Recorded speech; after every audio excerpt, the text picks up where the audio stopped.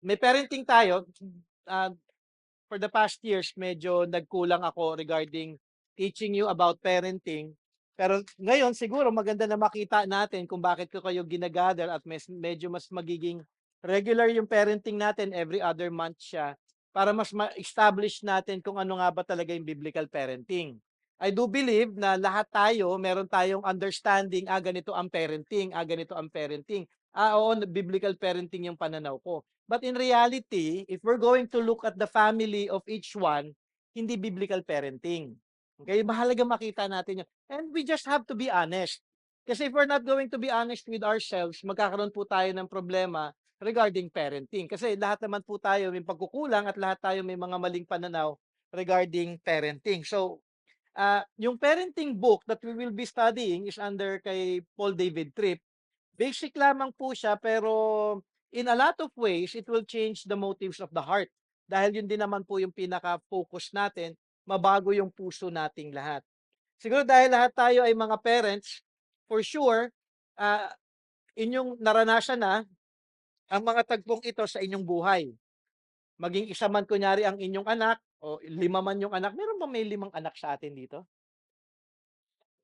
Si Sister Daya, kayo rin po, 5 din yung anak ninyo, okay? So, hindi sandali lang.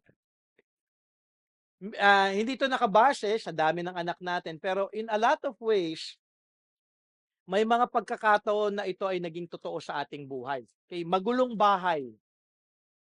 Oo, hindi. Hindi, napakaganda ng bahay namin. Kahit kailan hindi na maging magulo. Maingay na wala pa ngang anak, magulo na, eh. 'Di lalo na 'pag may anak, 'di ba? May bata. Maingay na bahay. Parang natatawa si Sister Diana.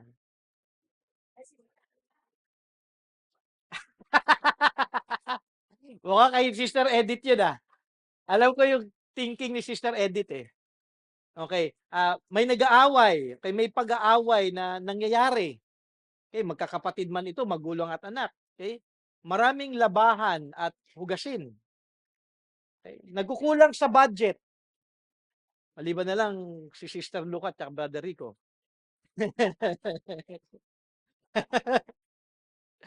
Mga mag-asawang nawawalan na ng oras para sa kanilang sarili at sa kanilang relasyon. 'Di ba? Nangyayari 'yan sa bahay natin ano, lalo na kung may mga anak tayo.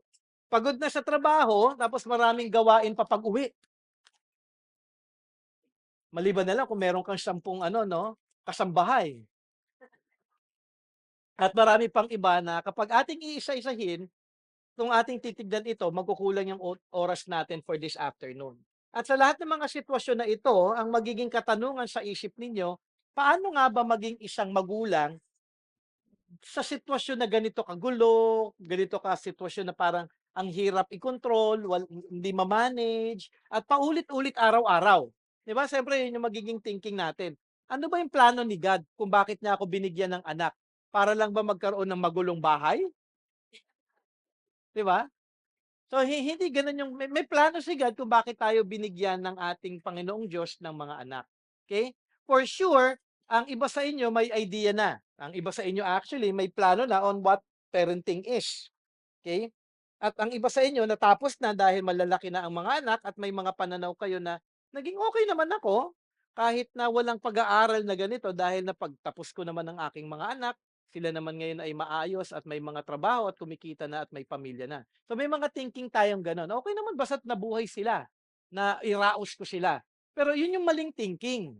'Yun yung maling thinking na napag-aral ko na ito't isipin niyo, halos lahat ng tao sa mundo o majority, sabihin na natin 60% lahat ng magulang napagtapos nila ang kanilang mga anak.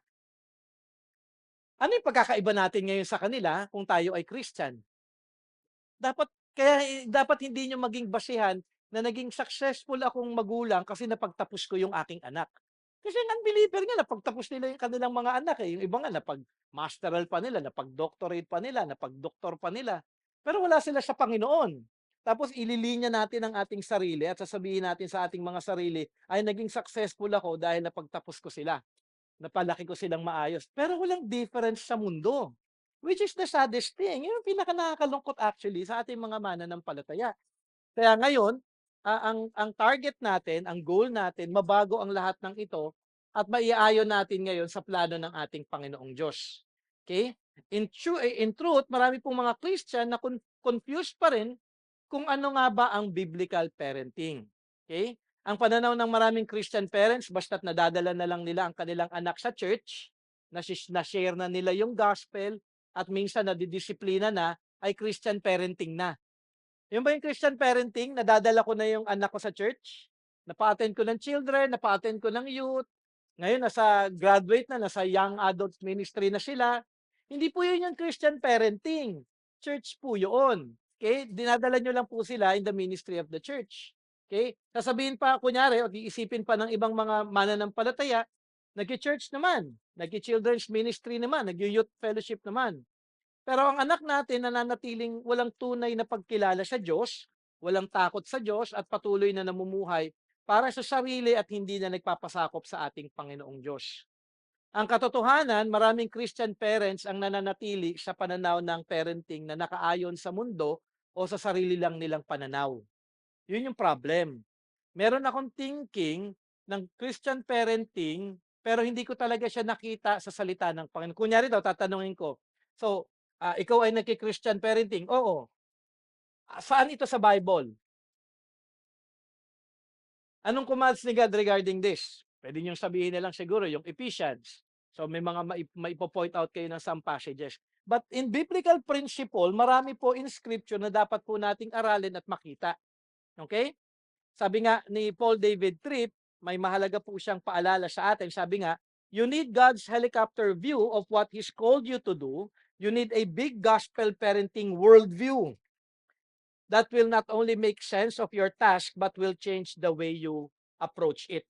Dapat meron tayong malaking pagkakakilala, pagkakaunawa sa gospel view in terms of parenting. Kasi yun po talaga yung parenting is about the gospel. Okay? Hindi po nawawala ang gospel. Ako until now, it's all about gospel pa rin para kay James. Hindi siya yung parang tamang na-sharean ko na. Hindi, ongoing siya. Sabi nga nung isang pag-aaral ko, uh, within the scope of discipline itself, pag nagdidisiplina tayo, hindi dapat nawawala yung gospel. Kasi ang magiging hope ng bata, kung nagkasala siya at gumawa siya ng hindi tama, kailangan niya ay gospel. At most of the time, ito yung nakakalimutan ng maraming magulang. Bakit? Kasi tedious. Nakakapa, share ko na naman ng gospel. Paano na lang kung palagi siya nagkakasala? Di gospel ulit. Ganun talaga eh. Kasi parang, kunyari ako, when I discipline James, gospel. In the end, nung nagkaroon na siya ng pag-iisip, Daddy, why am I always doing this? So parang napoprostrate na rin siya sa sarili niya dahil nagagawa niya palagi yung hindi niya dapat gawin at yun yung nakikita niya palagi. So ang question, bakit? In the end, makikita natin na ang kasagutan para sa lahat ng problema ng ating anak ay gospel. Kasi kailangan nilang makita na ang pag-asa at ang pagbabago na maaaring magresulta sa kanilang buhay ay ang kanilang pag-asa lamang ay si Kristo Jesus. So yun palagi. So kaya nga dito sinabi ni Paul David Tripp, we have to have a big gospel parenting worldview. Kasi sinong kailangan ng anak natin? Si Kristo Jesus lang. In everything, hindi niya kailangan ng Barbie. Kasi nakatingin sa iyo palagi, no? Si Barbie. Kaya ayaw niya ng Barbie, nakatingin daw. Hindi kailangan ng anak natin ng kahit na anong bagay. Sabi natin, importante yun, ano? Mga bagay na ganoon. Kay laruan, pag-aaral. Mahalaga yun. Hindi ko sinasabing hindi siya mahalaga.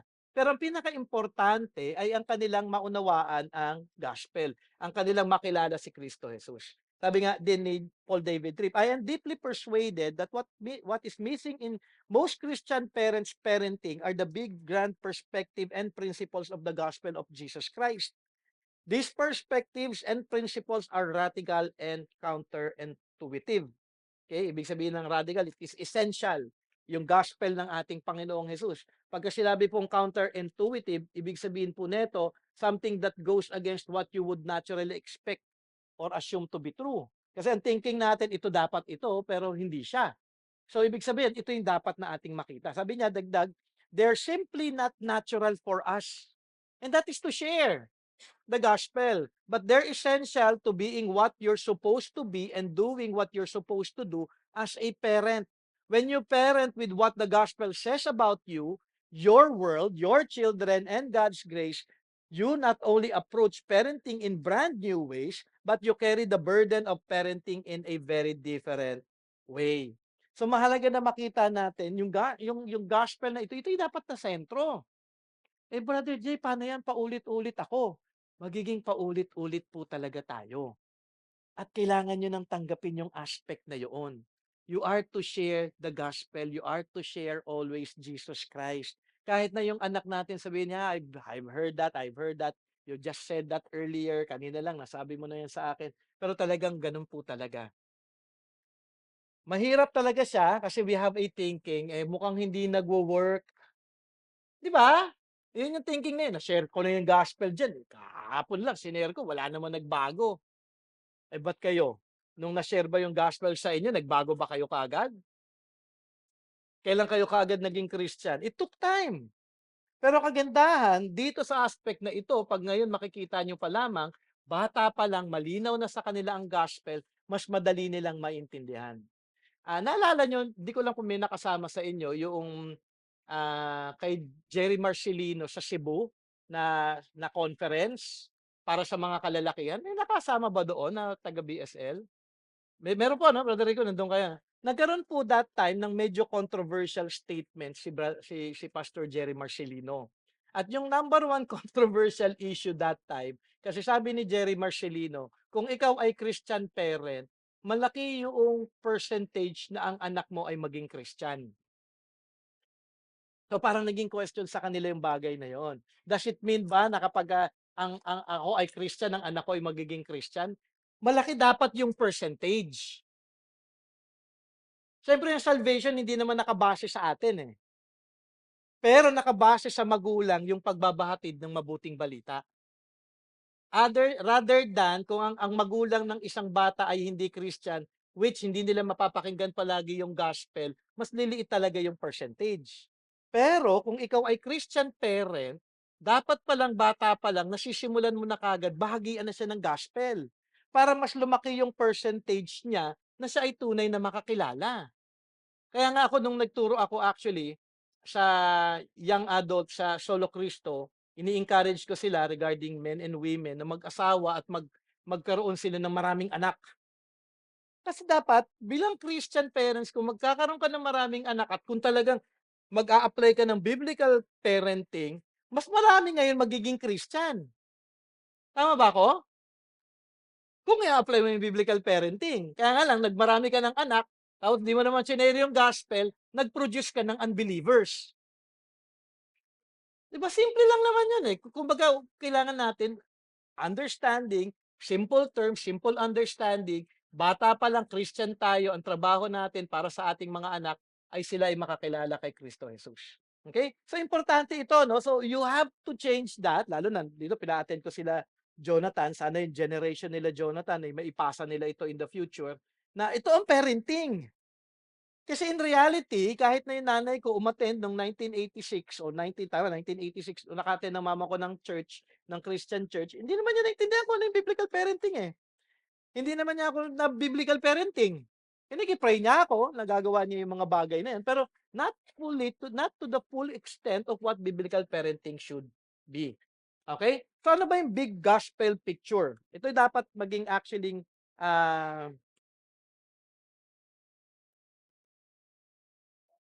maging foundation natin. Okay? Ano nga ba ano nga ba ito? Kung inyong naalala ang mensahe ng ating gospel na ating ibinabahagi, isang bahagi na mahalaga sa gospel ay ang ating makilala ang ating mga sarili. Tama ba nung nalaman niyo yung gospel na unawaan niyo kung sino kayo? Kung Christian kayo, isang importanteng aspect, nung naging Christian kayo, bahagi nito, you have come to know your true self. O hindi niyo pa rin nakilala? Sino tayo? Yun, okay. Kasi yun ang pinaka-importante. Yun yung pinaka-sentro of knowing ourselves. Kasi ang mundo, hindi nila kinikilala yung sarili nila in that aspect. Sasabihin nila, oh, makasalanan ako. Pero ang isang Christian, oh Lord, makasalanan ako dahil Diyos na banal ka. At ikaw ang nagbigay ng buhay sa akin. So, malaking ibang pagkakaintindi ito para sa ating lahat.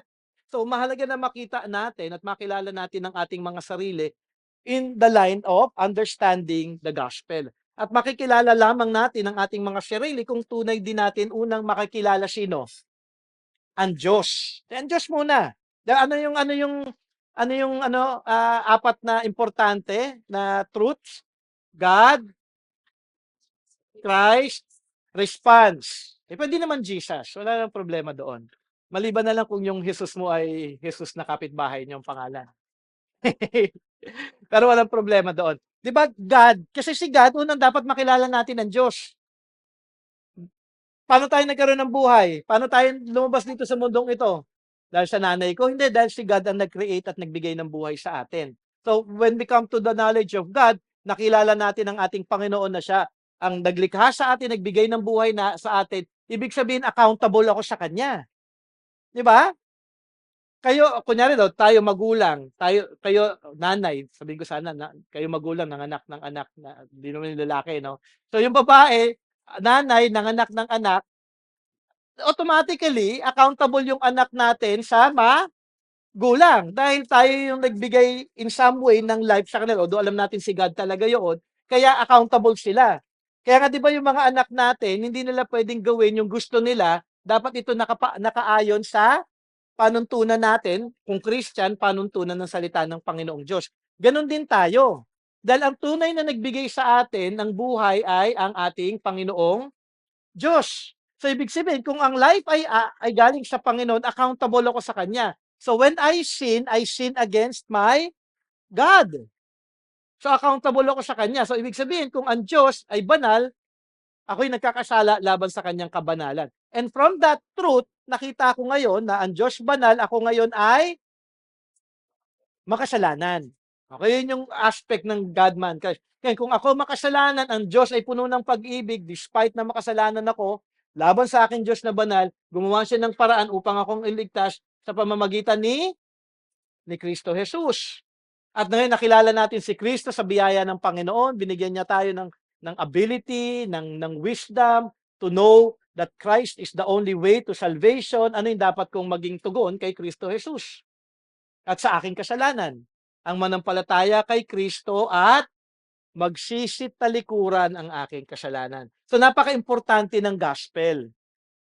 Importante ang gospel dahil lahat tayo kailangan natin ito upang tayo ay maitama at maiwasto sa ating relasyon sa ating Panginoong Diyos. Ngayon, ito din yung kailangan ng anak natin. Yan din yung kailangan ng napakaliit na yan. Kasi, apart from Christ, wala siyang salvation. Di ba? Di ba, no? Di ba, kalimutan ko yung pangalan niya tuloy. Adali. Sorry, makakalimutin na ako. Di ba, no, Adali? Adali. Kailangan mo si Jesus? Yes. Yes, oo daw, tumawa siya. So, ito yung actually yes, hindi ko naintindihan yun, pero sige lang. Okay? So, ngayong application sa parenting, paano natin ngayon to i-apply? Sabi ni Paul David Tripp, the big picture starts with, di pa pala yun. The big picture starts with knowing who you are as a parent. So, yun yung una. Okay? Premise number 1, you are to know who you are as a parent. I'm a sinner saved by grace. Now I am in Christ. My life belongs to Him. And I am now to offer my life as a living sacrifice to my Lord and Savior Jesus Christ.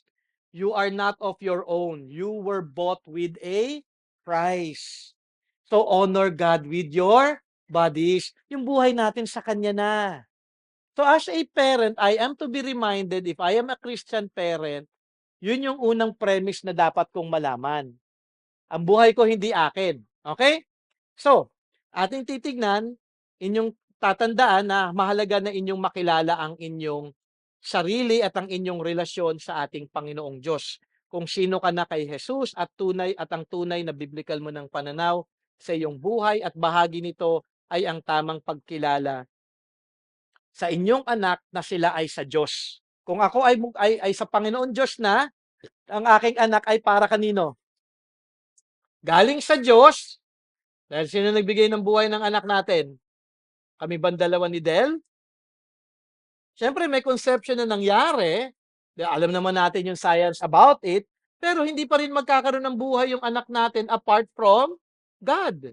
Siya pa rin talaga ang giver of life. So, galing ang buhay ng ating anak ay galing sa ating Panginoong Diyos. So, yung premise with that, ang anak natin ay hindi talaga sa atin.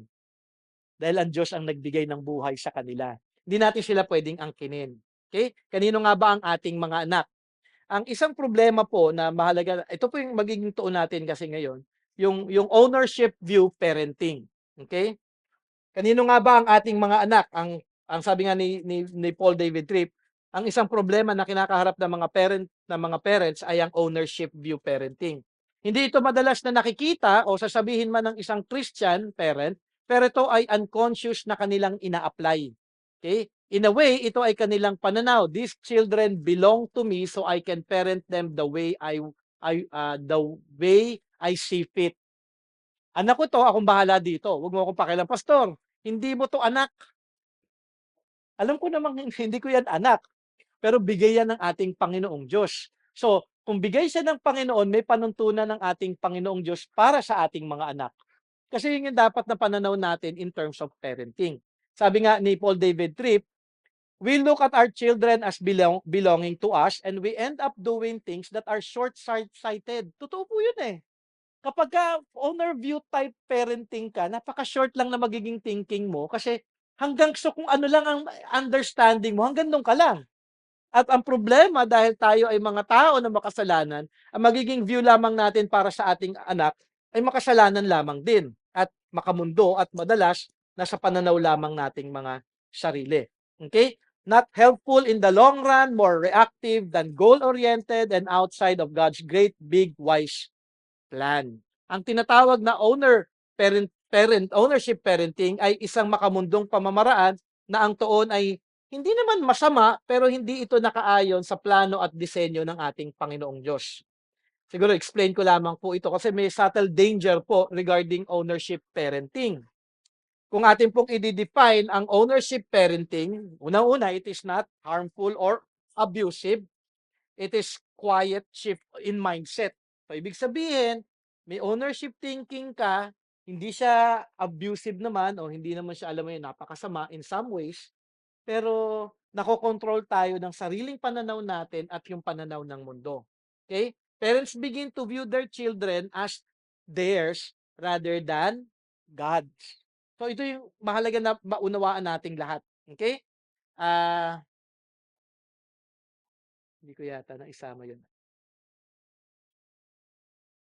Dali lang titignan ko lang ito. Okay, hindi ko na isama nga yon. Anyways, sabi ulit ni Paul David Tripp, ownership parenting is motivated and shaped by what parents want for their children and from their children. It is driven by a vision of what we want our children to be and what we want our children to give us in return. Nakakatakot po yun. Kasi marami po mga parents dito po sila nahuhulog. It may seem it may seem look right or feel right and it may do good in many things, but it is foundationally misguided and misdirected and will not produce what God intends in the lives that He entrusted to our care. Muli, kanino nga ba ang ating mga anak? Okay? Yun yung madalas na dapat nating tanungin at dapat magkaroon tayo ng understanding after this teaching. Na ang ating mga anak ay sa ating Panginoong Diyos. Sabi nga sa Psalm 127 verse 3, behold, children are a heritage from the Lord. Ibig sabihin, ito ay sa Panginoong Diyos. Ipinagkakaloob niya sa atin ito. Okay? The fruit of the womb, a reward. That means that His plan for parents is that we would be His agents. Ang plano ng Panginoon sa ating mga parents, agent tayo. Okay? In the lives of these ones that have been formed into His image and entrusted to our care. So, kung hindi ownership parenting view, ano yung dapat na maging view? Ang dapat na maging view po natin is ambassador view parenting. Okay? At sabi nga ni Paul David Tripp, ito yung pinaka-perfect word na dapat nating makita, ambassador. Okay? Ano nga ba yung ambassador? Ang isang ambassador daw, sabi ni Paul Tripp, the only thing an ambassador does if he's interested in keeping his job is to faithfully represent the message, methods, and character of the leader who has sent him. He is not free to think, speak, or act independently. So dapat ganun yung thinking natin as parents. Ambassador ako ng aking anak, sa aking mga anak. Ibig sabihin, pinadala ako ng Diyos, okay, para ako maging ambassador. So, yung direction ko para sa aking anak, hindi yung gusto ko, hindi yung pananaw ko, hindi yung plano ko, kung hindi kung ano yung iniligay ng ating Panginoong Diyos sa kanyang salita, yun lamang din yung aking ia-apply para sa aking anak. Okay? Everything he does, every decision he makes, and every interaction he has must be shaped by this one question. Okay? What is the will and plan of the one who sent me? So yun yung thinking dapat natin palagi. Ano bang plano ni God? Ano nais niyang gusto kong gawin para sa aking anak? Okay? The ambassador does not represent his own interest. Di ba? Tama ba kung naintindihan niyo yung ambassador? Di ba may mga ambassador pinapadala sa mga bansa-bansa? Hindi, sila